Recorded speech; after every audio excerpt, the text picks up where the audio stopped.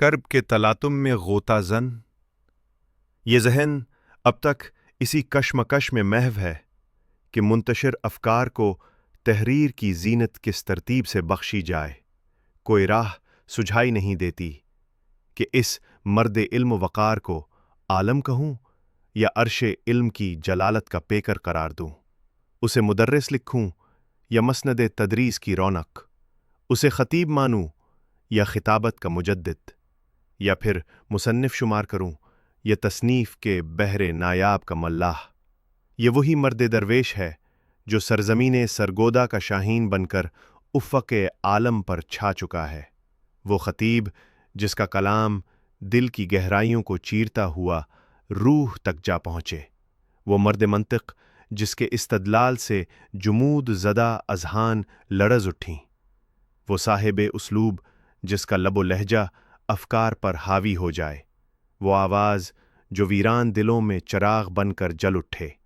وہ دعوت جو زندگیاں بدل دے، وہ بشر جو دشنام دہی کے جواب میں بھی گل افشانی کرے، اور وہ محب جو تیوری چڑھائے مخالفین کو بھی لب تبسم سے گلے لگا لے۔ یہ وہی دائی ہے جس کی تلقین سراپا الفت، جس کی تقریر دلیل و خلوص، توقیر و وقار کی مجسم صورت ہے، جس نے مذہب کے نام پر قائم کی گئی نفرتوں، جدائیوں اور کدورتوں کی دیواروں کو ریزہ ریزہ کر دیا، جس کی ظرافت بھی محبت کے نغنے میں ڈھلی ہوئی ہے اور متانت ایسی کہ معاندین بھی انگشت بدندہ رہ جائیں۔ وہ قافلہ صداقت کی وہ بھولی بصری صدا ہے جو ہزاروں کے ہجوم پر سکوت طاری کر دے، وہ مبلغ جس کی زبان سے نکلا ہر حرف نسلوں کے قلوب پر نقش ہو جائے، جو قرآن اور سنت کو دستور حیات بنا دے، جس کی دعاؤں میں حب وطن کی مہک ہو، جو منبر سے الفت کے پھول برسائے اور جس نے امن کے آداب کو نئی زبان دی۔ اس کا استدلال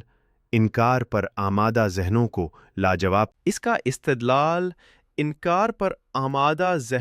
لاجواب کر دے، اور سو ایسا کہ دل عشق مصطفیٰ صلی اللہ علیہ وسلم کی ترنگ میں لرزنے لگے۔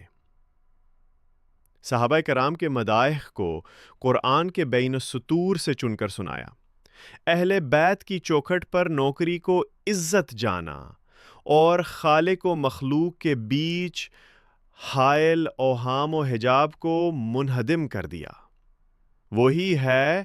جو مشن فاران کا امین بنا، جو اپنوں کی تلخی پر بھی محبت سے شکوہ کے نہ ہوا، جو دشمنان دین و ملت کے لیے دیوار فولاد ثابت ہوا۔ لوگ جس کی آواز کے منتظر، نگاہیں جس کے دید کی طلبگار، وہ جس کی اسیری کی ایک شب نے کراچی سے خیبر تک اہل علم و قلم کو بے چین کر دیا، جس کے حق میں نعرہ احتجاج کی لہر موج بن کر اٹھی،